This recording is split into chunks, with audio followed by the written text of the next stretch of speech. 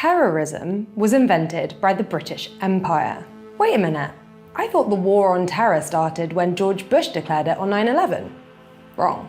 It started over 100 years ago, in colonial India.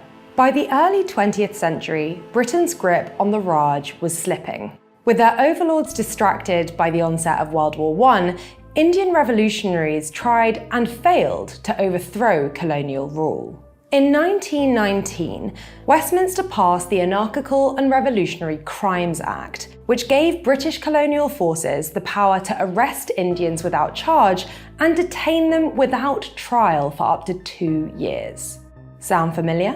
Around the same time, British rule in Ireland was also weakening. Sinn Féin was taking over more and more local governments, meaning the British were having to rely on the Blacks and Tans, its notoriously brutal paramilitary force, to enforce its rule.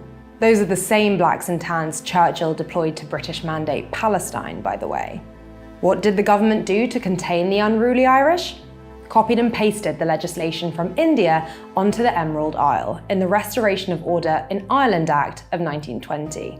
The first UK law to explicitly mention terrorism was the 1974 Prevention of Terrorism Act, passed following IRA bombings in Northern Ireland and England. Among other things, the Act created a list of proscribed terrorist organisations. For years, the list had just one name on it: the IRA.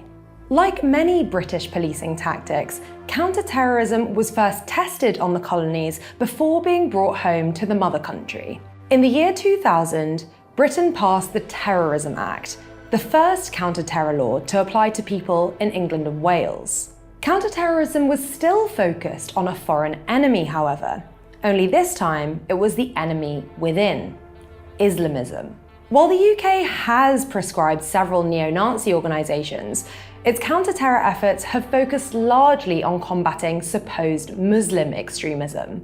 I say supposed because those Muslim extremists somehow now include 83-year-old reverends. The expansion of counter-terrorism to include Palestine Action and the Palestine movement as a whole has been driven in large part by Islamophobia and the conflation of Hamas with all Palestinians. For over a century, Britain's counter-terrorism crusade has been a deeply colonial endeavour, an attempt to contain a racialised horde from rising up against the British state, whether at home or abroad.